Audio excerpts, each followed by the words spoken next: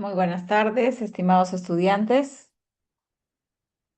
¿Cómo se encuentran?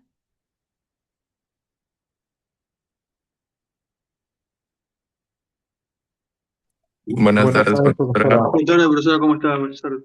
Buenas tardes, chicos. Los invito a activar su cámara, por favor. Vamos a dar inicio a nuestra sesión del día de hoy. Buenas tardes, profesora.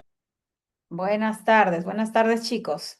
Muy bien, entonces vamos a dar inicio a nuestra sesión del día de hoy. Ya algunos estudiantes me han justificado la razón. Pero recuerden tomar sus previsiones para la próxima clase. La próxima clase sí todos deben estar con su cámara encendida, sobre todo a la hora de la exposición. Recuerden que ya la clase pasada les había anticipado que deben realizar su ensayo, que ya se les ha dejado con 15 días de anticipación, chicos, ¿ya? Solamente para hacerles recordar. Bien, vamos a empezar entonces con el registro de la asistencia.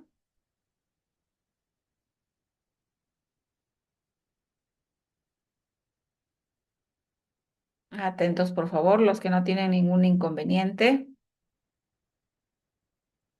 a activar su cámara.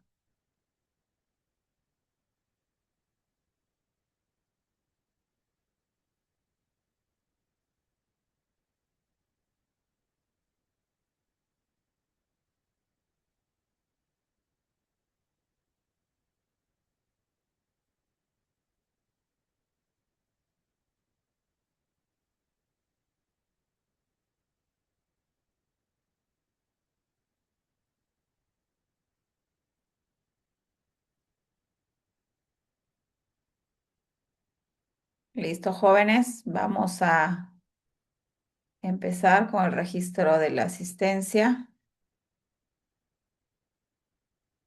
A ver, ¿qué pasó?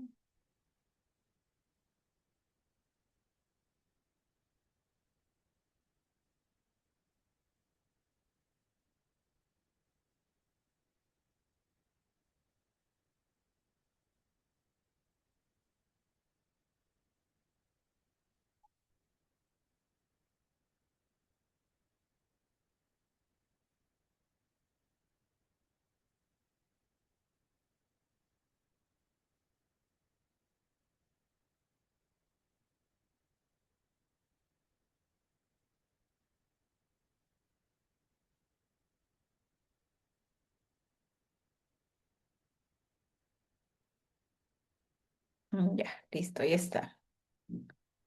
Alfaro González, Fernando,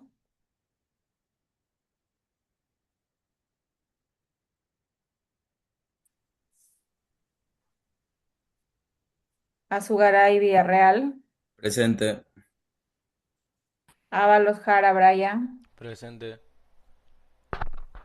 Carranza García David. Buenas tardes, profesora presente. Buenas tardes. Castillo Aranda Jeffrey,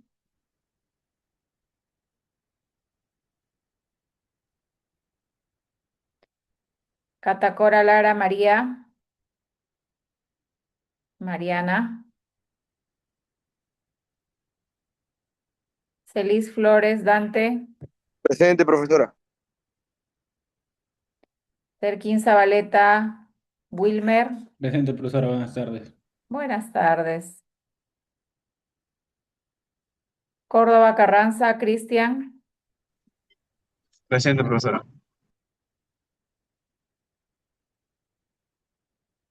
Córdoba Minaya, Ángela. Presente, profesora.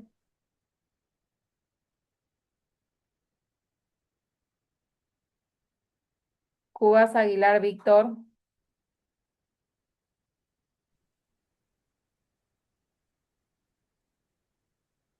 Dávalos Rivas, Almendra. Buenas tardes, presente. Buenas tardes. Espíritu Gómez, Dana. Buenas tardes, presente. Buenas tardes. Felipe Zárate, Sarita. Presente, profesora, buenas tardes. Buenas tardes. García Santos, Johnny. Buenas tardes, profesora presente. Buenas tardes. González Esquivel, Ronnie. Buenas tardes, profesora. Presente. Buenas tardes. Gutiérrez Díaz, Gabriela. Buenas tardes, profesora, presente. Buenas tardes.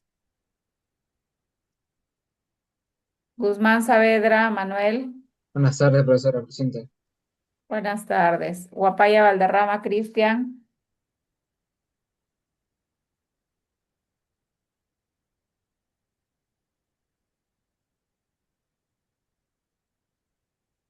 Leca Wiman, Eduardo. Buenas tardes, profesora, presente. Muy bien. León Cisneros, Dayana. Presente, profesora. Buenas tardes. Buenas tardes. Yaro Cruz, Yaro Santa Cruz. Presente, profesora, buenas tardes. Buenas tardes. Mendoza Julca. Profesora presente, buenas tardes. Buenas tardes. Murrugarra Alba, Víctor. Presente, profesora. Buenas tardes. Buenas tardes. Navarro Córdoba, Eduardo.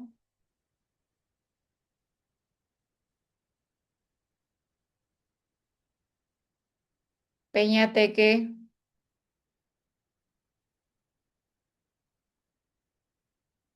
Buenas tardes, profesora, presente. ¿Qué pasó? Peña. Está registrado. Muchas gracias. Polo Vega, Casandra. Presente, profesora.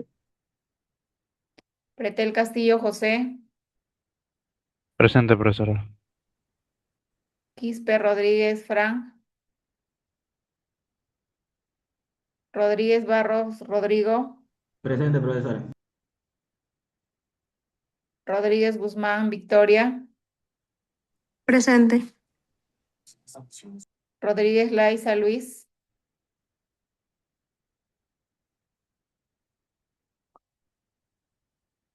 Rodríguez Laiza, Ruiz. Rojas Grados, Javier. Presente, profesora. Rojas Valencia, Fabián. Presente, profesora. Rojas Quispe, Hilary. Presente. Rubio Aguirre, Axel. Presente, profesora. Buenas tardes. Buenas tardes. Ruiz Amaya, Alex.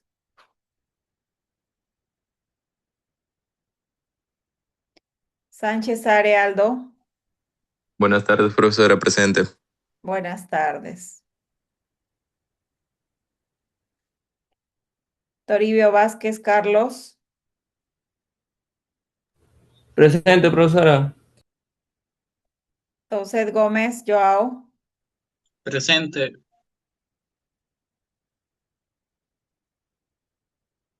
Ugar Rodríguez. Presente, profesora. Urquizo Bejarano, Sebastián. Presente. Vázquez Julián, Luciana. Presente, profesora. Buenas tardes. Buenas tardes. Villalobos. Bueno, ya este alumno está inhabilitado. Zabaleta Tarrillo, Belén. Buenas tardes, presente, profesora. Buenas tardes. ¿Algún estudiante Buenas que no le tardes, registré estudiante. asistencia? Levantar la manito. Levantar la manito los que no les he registrado la asistencia porque acaban de ingresar.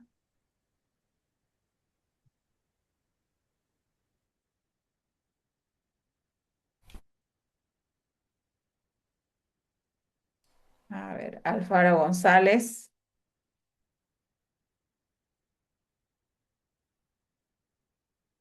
Alfaro González, Fernando. Presente, profesora. Ya puedes bajar la mano.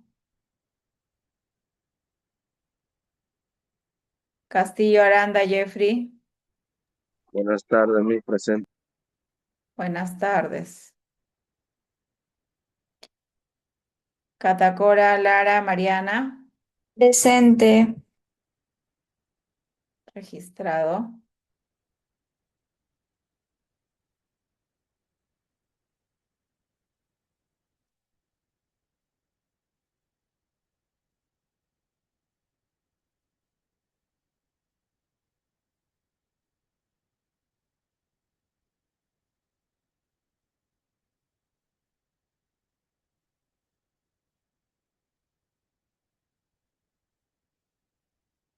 Guapaya Valderrama, Cristian.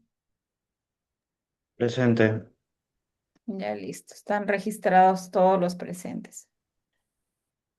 Muy bien, jóvenes, vamos a dar inicio entonces a nuestra temática del día de hoy.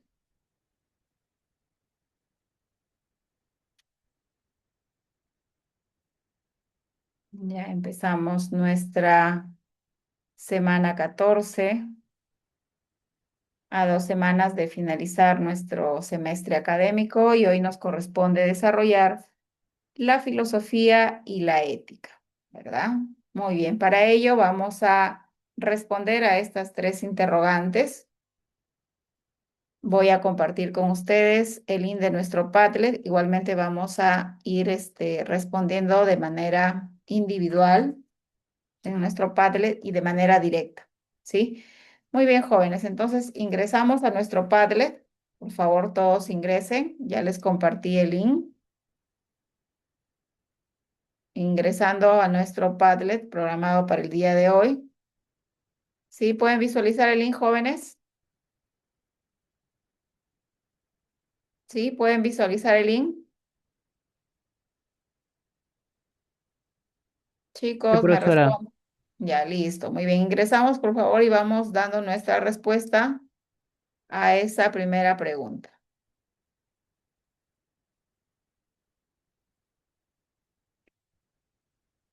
Y también vamos a ir respondiendo de manera directa. A ver, vamos a empezar entonces. Empezamos con nuestra primera interrogante, que está relacionada, obviamente, con nuestra temática de hoy. ¿Qué harían ustedes? Si encuentras en la universidad un celular de alta gama y estás completamente seguro de que nadie te vio y que nadie podrá identificarte, ¿te lo quedarías o intentarías devolverlo? A ver, coménteme, chicos, ¿qué harían ustedes? A ver, voluntarios o voluntarias. No hay ningún voluntario, entonces vamos a llamar. A ver, ¿qué harías? Sarita, ¿qué harías tú? Bueno, profesor, en este caso, en mi opinión, intentaría, la verdad, devolverlo porque no está dentro de mis valores, lo que me enseñaron mis padres, el hecho de agarrar una cosa así sea donde la haya encontrado, porque en este caso, pues es un objeto que no me pertenece, no es algo que es propio de mí. Aunque nadie me hubiera visto actuar de esa manera, con honestidad yo tengo que demostrar que tengo valores y tengo respeto. Muy bien, Sarita, muy bien. A ver, Axel Rubio, ¿qué haría usted? Axel Rubio Aguirre. Intentaría devolverlo, ¿no? O sea, buscar al dueño porque, o sea, es difícil, o sea, perder el celular por el que, digamos, trabajaste tanto, lo que te costó, ¿no? Si no encontraría al dueño, lo entregaría a la misma universidad, a la administración para que puedan localizar. Muy bien, Axel, muy bien. A ver qué respuestas tenemos. Eso es lo ideal, ¿no? Eso es lo ideal. Pero a veces sucede que en la misma universidad a veces se pierden las cosas, ¿verdad? Uno se sale a la hora del break o el cambio de hora y de pronto ha habido varios casos, ¿no? De estudiantes que han perdido su celular en, en la universidad, ¿no? Y eso uno se pregunta, ¿qué pasa? Porque no debería ocurrir, ¿no? Las dos ideas, participaciones, bueno, orientan precisamente a que entregarían. Y más aún si es en la universidad, porque ahí hay una secretaría en cada facultad, ¿no? Un área de administración en donde uno puede dejar los objetos perdidos, ¿verdad? Entonces, eso muestra en realidad los valores que cada persona tiene, ¿verdad? El devolver los objetos que encontramos, que sabemos que no nos pertenecen, ¿no? Demuestra con qué valores nos hemos formado, ¿verdad? Porque el hecho de que nadie nos vea o no exista la posibilidad de ser descubierto, no cambia que el celular pues tiene un dueño, ¿verdad? Entonces aquí es importante actuar con honestidad. Bueno, qué bueno que mis estudiantes piensen en ser honestos, ¿no? Y lo devolverían, ¿no? De la manera, exacto.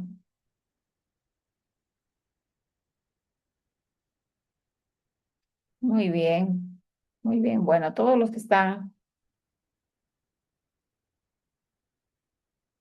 así es, muy bien, así es, ¿no? Esa es la manera de actuar de manera correcta, ¿no? Actuar con honestidad, por los bienes ajenos refleja en realidad la integridad y responsabilidad de la persona, ¿no? Y eso corresponde a una decisión ética, ¿no? Y esta depende de nuestros valores personales, ¿verdad? No de lo que podamos recibir, ¿no? Alguna, de repente, dinero o castigo, qué sé yo. Muy bien, jóvenes. Entonces, y aquí estamos relacionando, miren, a los valores, ¿no? Ese comportamiento que reflejamos en base a nuestros valores morales, que es parte de nuestra temática que vamos a trabajar el día de hoy, ¿no? La filosofía y la ética. ¿Crees que existe diferencia entre hacer algo porque está permitido y hacerlo porque es lo correcto? ¿Qué creen ustedes? A ver, chicos, a ver, ¿qué nos dice Aldo Sánchez?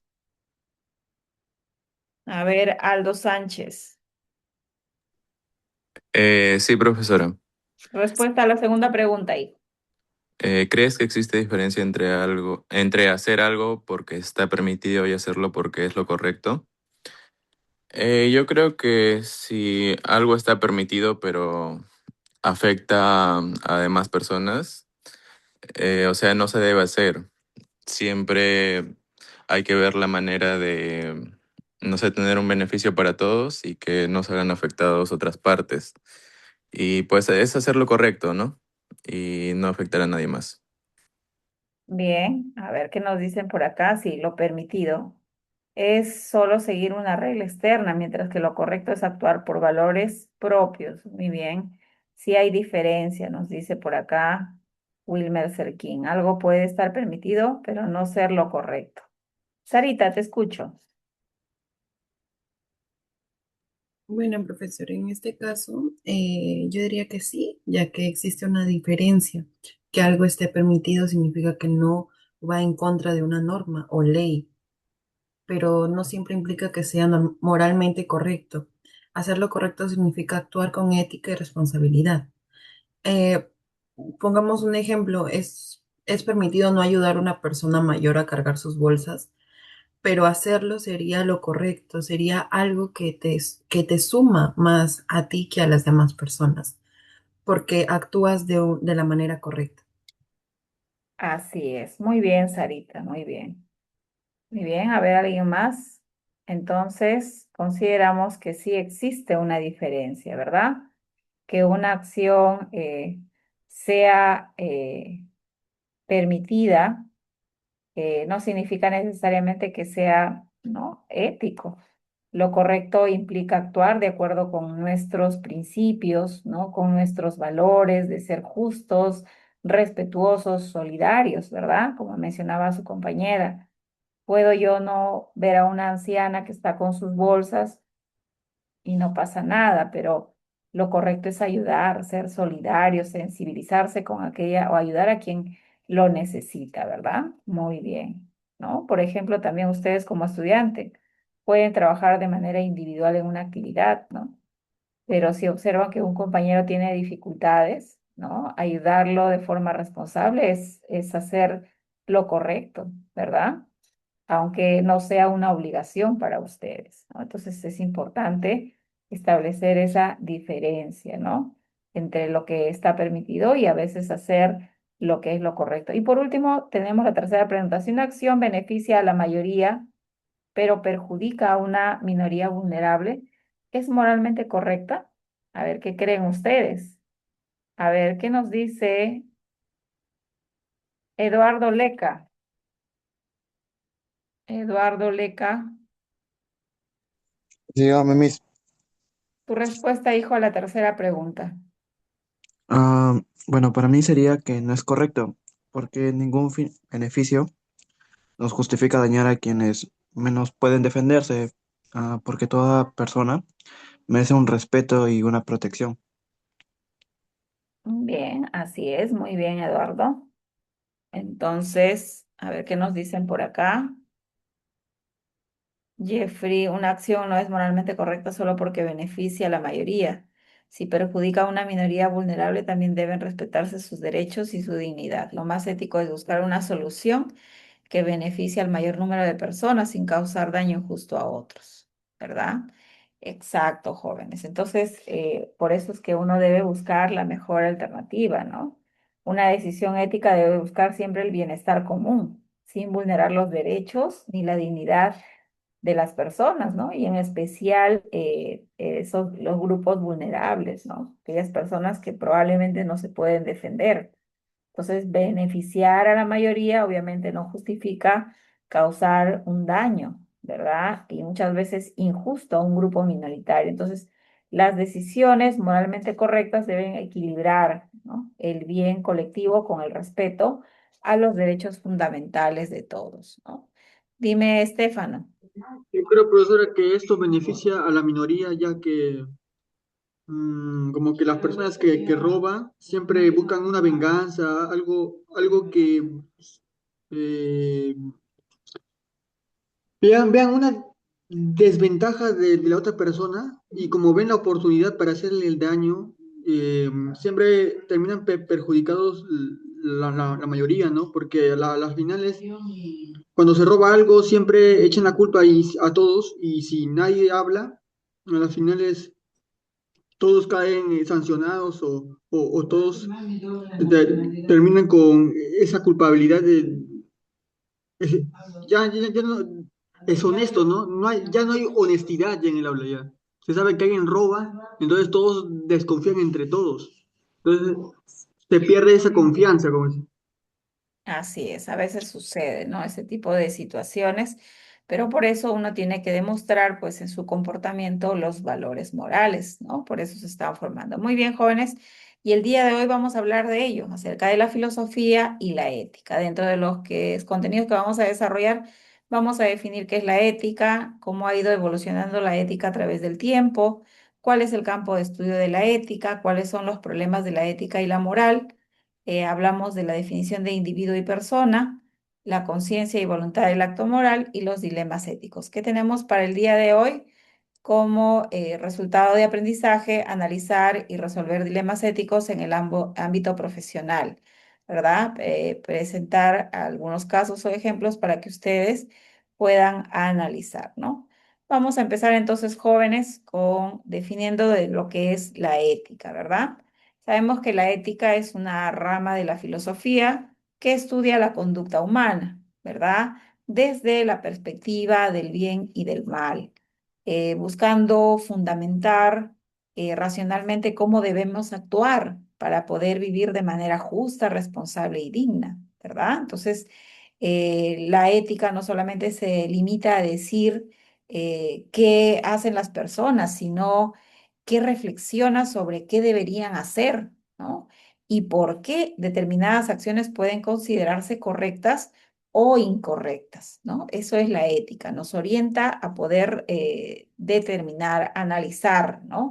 Analiza, en otras palabras, como lo mencionamos, el ethos, el carácter, y cómo se va formando los hábitos en las personas, ¿no? Entonces, es lo que debemos tener en cuenta, lo que es la ética. ¿Cómo ha ido su desarrollo a través del tiempo, verdad? En la ética en la antigüedad, ¿no? En la Grecia antigua tenemos ahí como representantes a los presocráticos, ¿verdad? En donde ellos buscaban explicar el comportamiento humano, por qué las personas actuaban de una o de otra manera y lo relacionaban precisamente con la conducta, con el orden del universo, ¿no? Cómo es que funciona ese entorno. Entonces,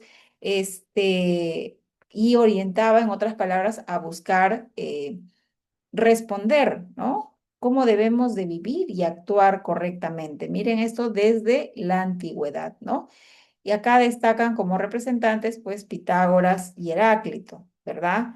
Entonces, desde la época antigua, aparece aquí la primera discusión entre si la moral depende de la naturaleza, ¿no? El orden del universo, o de las convenciones sociales o de la relación del ser humano dentro de ese entorno, ¿verdad? Ahí también tenemos como representantes a los sofistas, quienes enseñaban la retórica y la argumentación, ¿verdad? Consideraban que las normas dependían de cada sociedad que eran establecidos y las personas respondían precisamente a esas normas que regían dentro de la sociedad. Aquí tenemos como principal representante pues a Protágoras. Él considera que el hombre es la medida de todas las cosas, de todo cuanto ocurre en la realidad, en el entorno. Entonces, la ética estaba en función precisamente entre si la moral iba o dependía el comportamiento de la naturaleza, ¿no? O del entorno social o de la cultura. Tenemos también dentro de la ética en la antigua Grecia, ¿no? Lo que manifestaba Sócrates, ¿no? La ética como un conocimiento del bien, ¿no? Para Sócrates, la virtud nace del conocimiento. Una persona virtuosa es aquella que conoce, que sabe, que indaga, que investiga, ¿verdad? Nadie hace el mal de manera voluntaria. Para él nadie hacía el mal, sino era producto de la ignorancia. Aquella persona que no conocía, pues era la persona que actuaba de manera negativa o causaba el daño a los demás. Entonces, para él, el poder alcanzar la felicidad, ¿no? Era a través de las virtudes que tenía el hombre, o sea, de ser bueno, de actuar correctamente, lo que hoy llamamos el actuar bajo las normas morales. Una de sus frases muy conocidas que se relaciona precisamente con la ética es, ¿no? Conócete a ti mismo. Él decía, para encontrar el conocimiento tenemos que formular preguntas tras preguntas para poder hacer reflexionar al ser humano y sacar dentro de él la verdad. Y así va a poder reflexionar y darse cuenta de cómo debe actuar, ¿no? Esa es la relación con la ética, ¿no? Él buscó de alguna manera la justicia, el bien, ¿no? Y la virtud del ser humano. Para Aristóteles, él nos habla de la ética de la virtud, ¿verdad? Para Aristóteles, el ser humano es un animal político que siempre vive interrelacionándose con los demás, no puede vivir solo, no puede vivir aislado y en esa convivencia demuestra pues ese comportamiento. Nos habla también de la felicidad, de la eudaimonía, que es el fin de la vida. El ser humano debe trabajar y comportarse en función de lograr la felicidad, ¿no? Y la virtud se adquiere mediante la práctica, el comportamiento. La prudencia es la que va a guiar las buenas decisiones, ¿verdad? Para Aristóteles no basta con conocer el bien, para él es necesario practicarlo hasta convertirlo en un hábito. De esa forma, para él representa el buen comportamiento del ser humano, ¿no? Ese comportarse correctamente hasta que sea parte de nosotros, lo que buscamos hoy en día, la interiorización, pues, de los valores. ¿Qué tipos de virtudes existen según Aristóteles? Las virtudes éticas que se convierten en hábitos y las intelectuales que están relacionadas, pues, a la sabiduría y a la prudencia, aquellos que se orientan a investigar, a conocer, y eso los hace, pues, reflexionar y saber cómo actuar, ¿no? Somos lo que hacemos repetidamente, o sea, lo que tú demuestras en tu comportamiento, lo cual se va convirtiendo pues en un hábito, ¿no? La ética en la Edad Media. Durante la Edad Media la ética se integra con la teología cristiana, ¿verdad? Aquí la moral depende del cumplimiento de los mandamientos divinos, ¿no? Y el camino que vamos recorriendo para poder encontrar la salvación. Aquí tenemos como principales representantes a San Agustín y a Santo Tomás de Aquino, ¿verdad? Durante la Edad Media la moral pues se fundamenta en la ley divina. Para San Agustín, ¿verdad? La felicidad se encuentra en Dios, ¿no? ¿Qué quiere decir eso? Que uno tiene que actuar acorde a los mandamientos, ¿no? Nuestra vida moral comienza en la voluntad, en lo que uno desea hacer, pero por voluntad o por exigencia, ¿verdad? El mal surge cuando el ser humano se aparta de Dios. Dice, ¿quiénes son malos? ¿Quiénes actúan mal? aquellos que están alejados de Dios, aquellos que no creen, ¿no? Ellos son aquellos que van a actuar haciendo maldad a los demás. Para Santo Tomás de Aquino, ¿verdad? Él une la razón y la fe, en donde actuar de manera correcta, o sea, pensando, pero también bajo los mandamientos de Dios. La razón guía la voluntad, ¿no? A lo que yo hago, el conocimiento vinculado a lo que uno realiza. ¿Por qué? Porque está dentro de nosotros realizarlo, ¿verdad? Que no es una obligación, sino sale de nosotros las virtudes aquí del ser humano van a conducir al bien supremo, a actuar correctamente bajo los principios morales, ¿verdad? Entonces, en otras palabras, para Santo Tomás de Aquino y San Agustín, la moral depende de la ley de Dios y del amor correcto que uno siente, que eso es precisamente bajo la fe cristiana, ¿verdad? La ética en la modernidad se centra en el sujeto racional, ¿verdad? Aquí la ética está en función ya de los derechos de las personas. Tenemos como principales representantes a Thomas Hobbes, ¿no? Quien considera que el hombre busca su propio interés. Ya no piensa en el beneficio de los demás, sino su acto, sus acciones van en busca de beneficio propio, ¿no? Sin autoridad exigiría pues una guerra permanente, ¿no? Lo que plantea. Entonces, por eso dentro de la sociedad hay un organismo que regula. El Estado garantiza el orden mediante las leyes, ¿no? Que es el Estado que va a garantizar el cumplimiento. Oye, por ejemplo, aquellos que infringen la norma, que se apoderan de lo ajeno, deben ser sancionados. Las normas lo regulan. ¿Por qué? Porque considera que si para Thomas Hobbes si no hay, pues se convertiría la sociedad en un caos, ¿verdad? Para John Locke, ¿no? La persona posee derechos naturales, derechos inherentes, ¿verdad? Los cuales deben ser respetados. Y la conciencia va a guiar la conducta moral. O sea, tú actúas de acuerdo a los valores y principios porque es tu conciencia que se supone tú debes saber qué es bueno y qué es malo, tu conciencia te lo dice, ¿no? Es ¿cómo podemos llamarlo? Nuestro espíritu interno, ¿verdad? Aquello que nos dice lo que debemos o no debemos hacer, ¿verdad? Entonces, aquí la libertad debe orientarse siempre hacia el bien. Nosotros somos libres, sí, pero recuerden que nuestra libertad eh, no implica hacer el daño a los demás, ¿verdad? Sino actuar de manera correcta, haciendo obviamente el bien. Dentro de esta modernidad también tenemos a Immanuel Kant, quien considera que a la ética del deber, para él lo importante no son las consecuencias, lo que traigan nuestras acciones, ¿verdad? Sino actuar de manera correcta de acuerdo a nuestra responsabilidad como seres humanos. La moral depende de la intención, ¿no?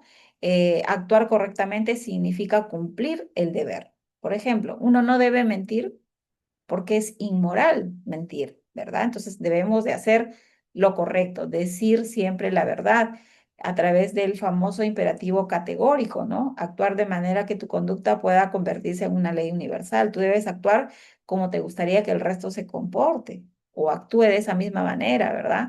En otras palabras, cumpliendo con tu responsabilidad, ¿verdad? Entonces, para Immanuel Kant, una acción es moral cuando se realiza por deber y no por un interés personal, ¿verdad? Entonces, de esa forma, jóvenes, la ética ha ido evolucionando a través del tiempo, ¿no? Recordemos, en la antigüedad, los presocráticos buscaban el orden de la conducta humana. Dentro de los sofistas, la moral dependía de la sociedad, del entorno. Y Sócrates ya nos habla de la virtud, ¿no? Que nace del conocimiento, pero el conocimiento sale dentro de uno mismo, en ese constante diálogo y de preguntas y respuestas para orientar al ser humano a la reflexión, ¿no? Para Aristóteles, la felicidad se logra practicando la virtud.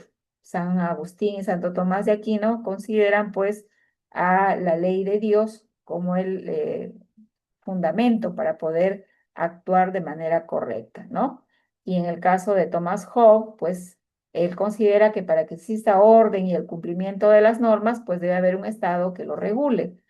John Lux considera los derechos naturales, ¿no? Y la conciencia que te orienta a actuar de manera correcta.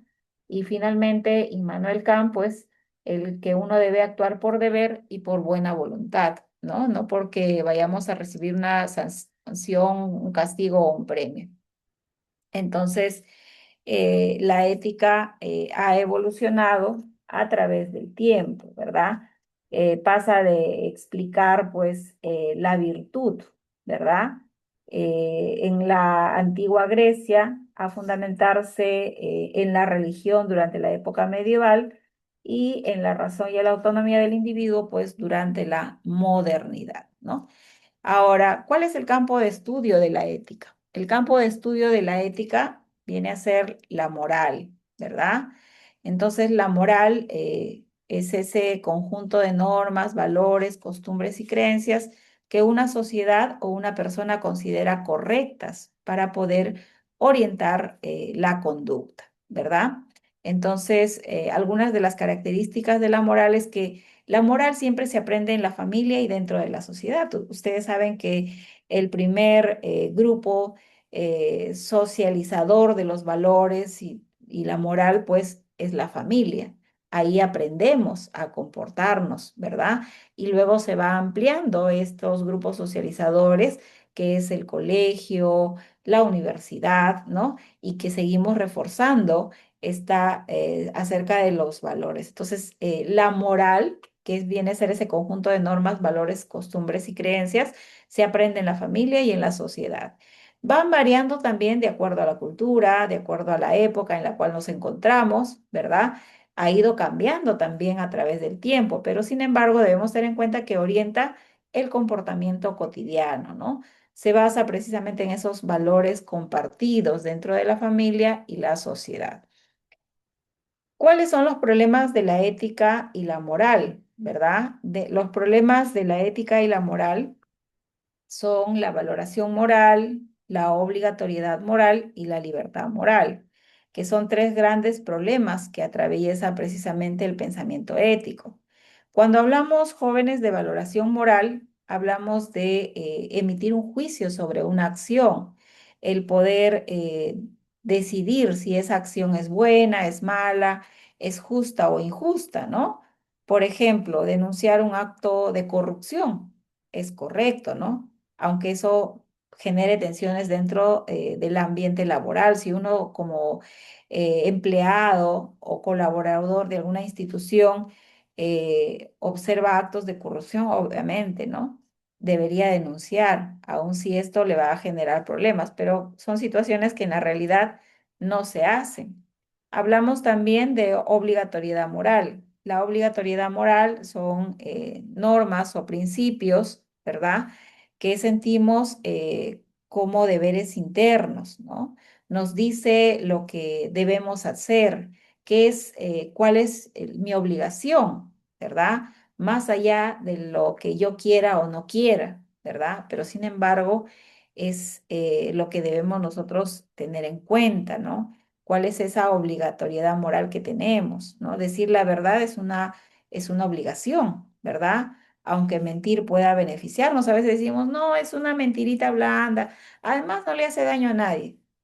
Sin embargo, estamos yendo en contra de ello, porque decir la verdad, aun cuando me afecte, pues uno debe realizarlo, ¿no? Hay que respetar también la dignidad de las personas, ¿no? Aunque nadie te supervise, si ustedes, por ejemplo, los médicos o las enfermeras, aun cuando nadie los esté supervisando, pues deben respetar la dignidad de las personas, ¿verdad? Entonces, nosotros como docentes, aunque no nos supervisen, tenemos que realizar nuestra sesión de clase.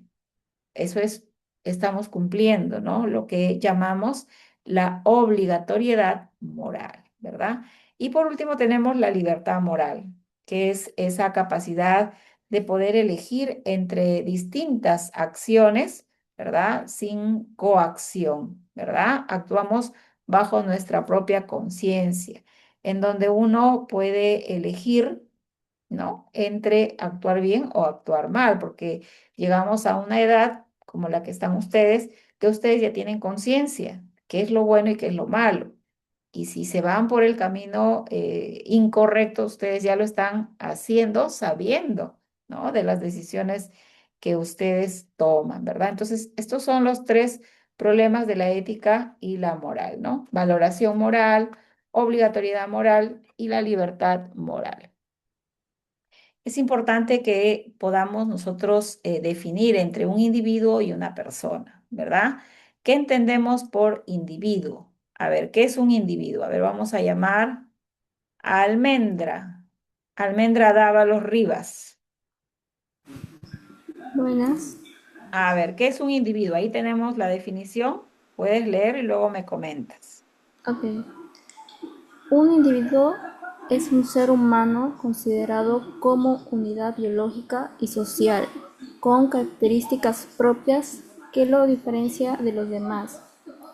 Según Thomas Hobbes, el individuo actúa guiado por su propio interés y búsqueda de supervivencia. Entonces, Almendra, ¿qué es el individuo? Sería como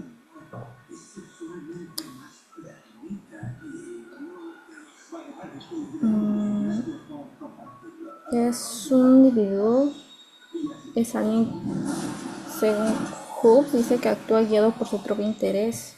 Entonces, no me queda claro cómo es. A ver, entonces, cuando hablamos del individuo, así estamos hablando del ser humano como tal, ¿verdad?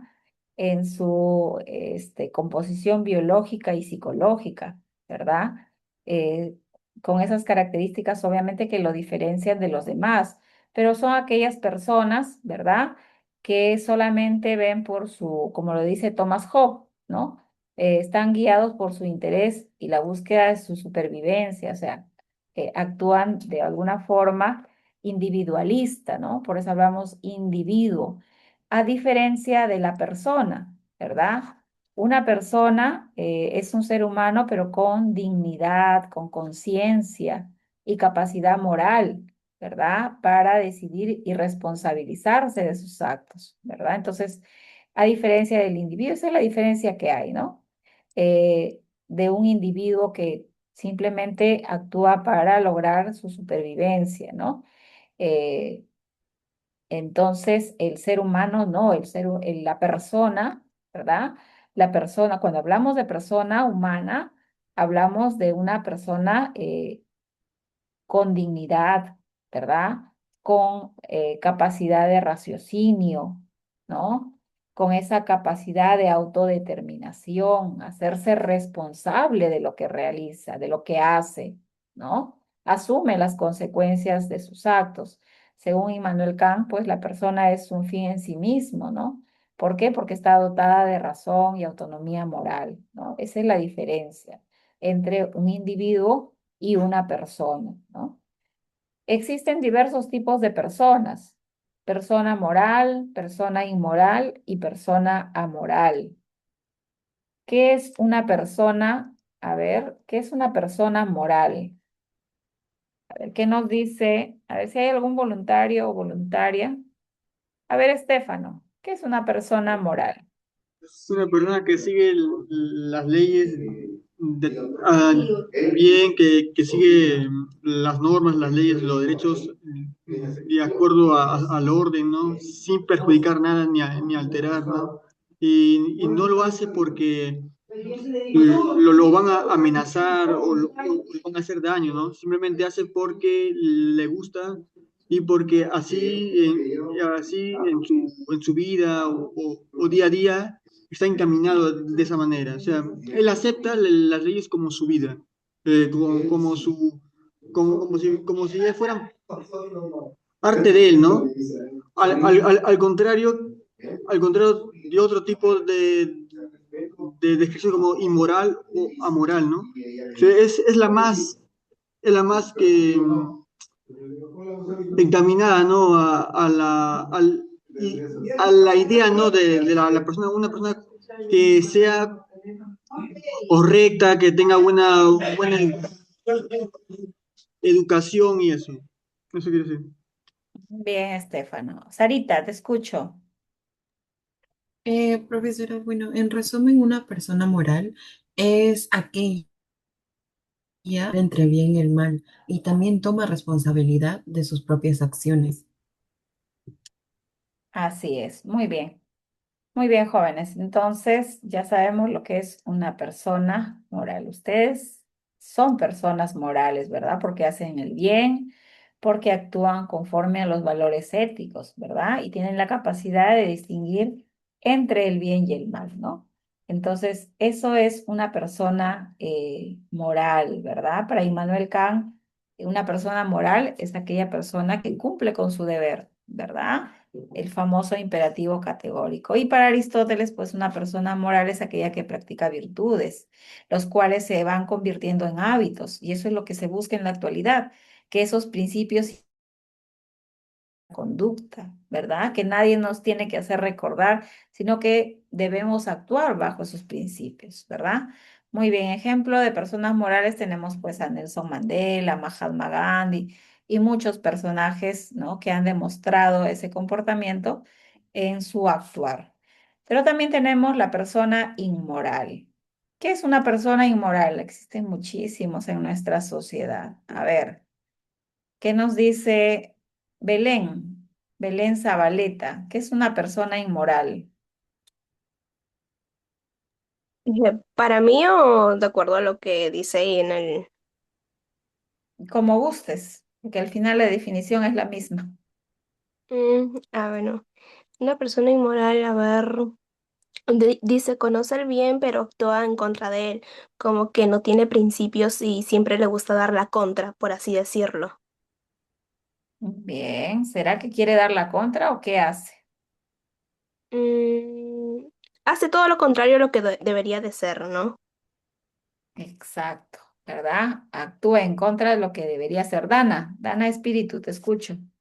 Es una persona que es consciente y distingue que está mal lo que está haciendo, sin embargo sigue haciéndolo a pesar de saber. Por eso se le dice que es una persona inmoral.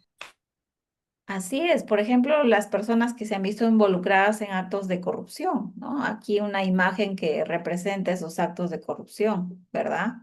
O el abuso de poder. Las personas son conscientes en realidad de lo que hacen, pero simplemente eligen hacer lo incorrecto. ¿Por qué eligen hacer lo incorrecto? Porque están buscando su beneficio personal, ¿verdad? Obviamente van en contra de la ley, ¿no? Entonces, eso es una persona inmoral, ¿verdad? Aquella que actúa en contra de la ley, ¿no? Sabemos que esos actos están, no son sancionados, va en contra de la moral, pero aún así lo realiza. Muchas de nuestras autoridades se han visto involucrados en estos actos de corrupción, ¿no? Demostrando que son personas inmorales, ¿verdad?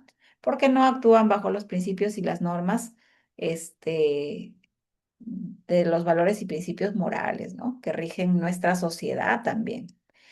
¿Y qué es una persona moral? Una persona moral es una persona que carece precisamente de conciencia moral o no distingue el bien y el mal, ¿no? Entonces, para Jean Piaget, por ejemplo, en estas etapas iniciales, ¿verdad? Sin desarrollo moral, que no aprendieron. Generalmente, ¿quiénes son las personas amorales? ¿No? Son los niños, porque todavía no tienen conciencia entre el bien y el mal, personas con cierta discapacidad, que también no tienen conciencia y que a veces actúan, pero no por hacer daño, sino por desconocimiento, ¿verdad? Entonces a ellas se llama personas amorales. Y por último, ya vamos terminando, tenemos la conciencia y la voluntad del acto moral. Todo acto moral debemos tener en cuenta que implica dos dimensiones fundamentales, la conciencia moral y la voluntad moral. ¿Qué es la conciencia moral? A ver, jóvenes, ¿qué será la conciencia moral? ¿Ustedes tienen conciencia moral? A ver, voluntarios, díganme ustedes jóvenes, ¿tienen conciencia moral? ¿Qué es la conciencia moral? A ver, ¿qué nos Conciencia dice? moral, A ver, conciencia a ver, moral dime, es, Estefan. ya, conciencia moral es aquella persona que como ese conciencia se conoce o sabe, ¿no? Lo que está bien, mal o está bien, ¿no? Y de esa manera elige lo que está bien, ¿no? Porque es una conciencia moral. Es una que nunca, no, perdón, que sí, que sabe lo malo y lo bueno, pero siempre sabe que siempre sabe que lo mejor que va a poder elegir en la sociedad es lo bueno, es lo moral, como dicen, porque es conciencia moral, no es conciencia. Es una persona que conoce o que sabe o que siempre va a lograr lo moral, o sea, es una persona que lo único que en su mente, lo único que él conoce de verdad, lo único que él puede imaginar es las cosas buenas, las cosas correctas, y eso hacerlo en la sociedad y nunca va a pensar cosas negativas de las personas porque sabe que eso es amoral y eso nunca va a estar en su mente. Es una persona que tiene la mente bien limpia, una mente que es moral, una mente que está encaminada a hacer lo correcto y no dañar a las demás personas. Eso que es conciencia moral. Bien, Estefano. Sarita. Bueno, profesor, en este caso lo que es la conciencia moral es, es aquella capacidad en la cual nosotros podemos distinguir entre lo que está bien y lo que está mal y y poder actuar y afrontando las consecuencias de nuestros actos. En este caso, yo me considero una persona con conciencia moral, ya que yo puedo distinguir entre bien y el mal. Ya depende de cada uno el hecho de tomar nuestras propias decisiones. Así es, Sarita. Así es. Entonces, la conciencia moral es lo que nos permite a nosotros, frente a una situación, poder saber, ¿está bien o está mal? ¿Verdad? Es detenernos a pensar para poder determinar, no actuar por impulso, obviamente. Eso es tener conciencia moral. Y si actuamos de una manera, luego analizamos, ¿no? ¿Qué pasó? Entonces, podemos o tenemos la capacidad también de poder juzgar nuestras acciones, ¿no? Eso es la conciencia moral. Existen diversos tipos de conciencia. La conciencia heterónoma, la conciencia autónoma, la conciencia crítica y la conciencia madura, ¿verdad? La conciencia heterónoma es una conciencia que está guiada por las normas externas. A veces dicen, no, yo no voy a hacer esto porque Diosito me castiga. O sea, no lo estoy haciendo por voluntad, sino porque estoy de alguna forma teniendo miedo porque alguien me va a sancionar, ¿no? O me va a castigar. Esa es una conciencia heterónoma, ¿no? Sé que no debo actuar, pero es por las normas externas o porque, bueno, no robo porque si no me llevan preso, ¿no? Actúo bajo las normas de la ley. Nosotros no debemos en realidad actuar porque voy a recibir un castigo o voy a recibir un premio, sino porque realmente sabemos, debemos saber cuál es nuestro deber, ¿no? Pero esa es la conciencia heterónoma. Conciencia autónoma, ahí está la que deberíamos tener, ¿no? Actuamos por nuestros propios valores y principios, ¿verdad? No importa si, por ejemplo, las personas ¿no? Que no creen en Dios, pero actúan bajo sus valores y principios morales, ¿verdad? Entonces, esa es una conciencia autónoma. Me comporto así porque, como ustedes me lo han dicho al inicio, ¿no? Forma parte de mis valores y principios, no porque alguien me vaya a castigar. Esa es una conciencia autónoma. Conciencia crítica cuando cuestionamos las normas y los valores con razonamiento propio, ¿no? Ah, estamos en contra de esta ley, de esta norma, porque está vulnerando los derechos de las personas. Estoy cuestionando muchas veces las normas sociales, ¿no? Aquello que está beneficiando a un grupo minoritario y afecta a una gran mayoría. Es una conciencia crítica. Estoy tomando conciencia de la situación, por ejemplo, que vive nuestro país, ¿no? Y es por eso que hay jóvenes, por ejemplo, que frente a las diversas situaciones que han habido en nuestro país se han levantado en protesta, ¿no? Yendo en contra porque se está atentando contra los derechos humanos, porque está afectando. Aquí hablamos ya de una conciencia crítica, ¿verdad? También hablamos de una conciencia madura, que obviamente aquí se requiere de la responsabilidad personal, ¿no?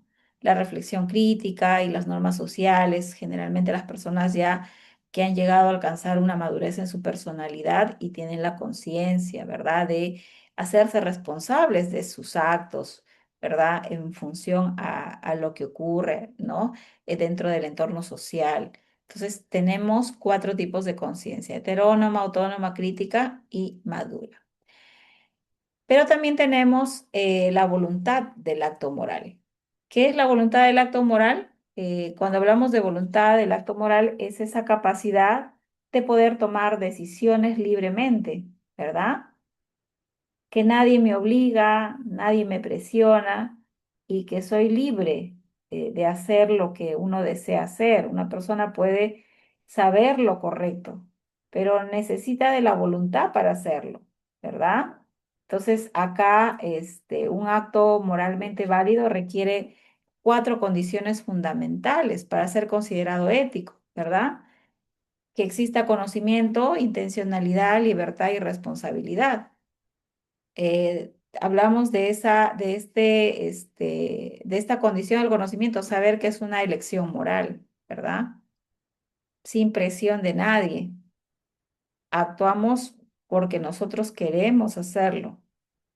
No participo con este grupo para hacer determinadas actividades porque yo no quiero, no porque mi papá o mi mamá me lo dice, ¿verdad? Entonces, yo estoy eligiendo, tengo conocimiento de ello. La intencionalidad, dirigir la acción hacia un fin bueno, ¿verdad? Yo tengo la intención. Ayudar a cruzar la calle a un anciano o anciana que no puede hacerlo. Ceder el asiento a un adulto o a una persona embarazada, que hoy uno sube al micro y los jóvenes nadie, absolutamente nadie cede el asiento ya. Son rarísimos, ¿no? Los que ceden el asiento. Entonces, no va a ser por un compromiso, sino porque es la intención, ¿verdad? Hacia un fin. Bueno, la libertad, que es la capacidad de poder decidir sin coacción, ¿verdad? Que quiere decir que yo actúo de manera libre, sin presión de nadie. Y la responsabilidad es que si actuamos de manera equivocada, pues hay que aceptar las consecuencias de nuestros actos, ¿no? Ello corresponde a la voluntad del acto moral. Y todo está relacionado a lo que es la ética. Recuerden que la moral es el objeto o campo de estudio, ¿no? De la ética. Y por último, jóvenes, terminamos con los dilemas morales, ¿verdad? ¿Qué son los dilemas morales? Los dilemas éticos, ¿verdad? Son situaciones en donde entran en conflicto nuestros valores morales, ¿verdad? En donde no existe una solución perfecta. Muchas veces implica sacrificar algún valor, ¿verdad? Para poder dar solución al problema, ¿verdad? Entonces, aquí podemos elegir entre diversas opciones, ¿no? Un dilema ético, no hay una solución correcta, porque la decisión que tomemos podría afectar a una u otra persona, ¿verdad? Según Velázquez, en su artículo publicado en el 2012, considera que los dilemas éticos es la elección entre acciones igualmente correctas o incorrectas. Y según Adela Cortina, es el conflicto entre razones morales opuestas que afectan los valores importantes, valores o principios morales importantes, ¿verdad? Entonces, en otras palabras, los dilemas éticos pues son esas situaciones donde los valores van a entrar en conflicto, ¿verdad? Y no existe una solución perfecta, ¿no? Por ejemplo, el caso de repente escucharon el caso de Ana Estrada, que ella solicitaba la eutanasia, ¿no? En donde después de años de lucha logró que se le otorgara el permiso a la muerte, a una muerte digna, ¿no? Entonces, pero sin embargo, eso también se constituye en un dilema ético, ¿no? Porque nadie debe decidir por la muerte de una persona, ¿verdad? Y como ellos hay muchísimos más. Muy bien, jóvenes, hasta ahí llega nuestra parte teórica y pasamos a la parte práctica. Vamos a realizar una actividad de aplicación. Descarguen su PPT, ahí está, en el PPT está la actividad actualizada, ¿ya? Si lo han descargado antes, ya he actualizado la actividad, así es que la vuelven a descargar jóvenes, ¿ya? Entonces, ¿qué es lo que van a hacer en equipo? A partir del caso asignado, cada equipo va a tener un caso. Van a responder ustedes a estas preguntas. De acuerdo a su caso, van a indicar cuál es el dilema ético que plantea la situación ¿Qué valores o principios éticos entran en conflicto? ¿Qué alternativas de decisión tiene el protagonista? ¿Y qué decisión consideran más ética? Ya van a fundamentar su respuesta. ¿Qué consecuencias tendría esa decisión para las personas involucradas y para la sociedad? ¿Sí? Entonces son 5 preguntas que ustedes van a responder en función de su caso. Luego van a realizar la lectura comprensiva del texto. Recuerden nuestro compendio de lecturas. En la semana 14 hay un texto que se titula Debilidad de voluntad, ¿verdad? Este texto explica el concepto de acrasia o debilidad de la voluntad desarrollada pues por Aristóteles, ¿no? Quien analiza por qué las personas, aún sabiendo que es lo correcto, muchas veces actúan en sentido contrario.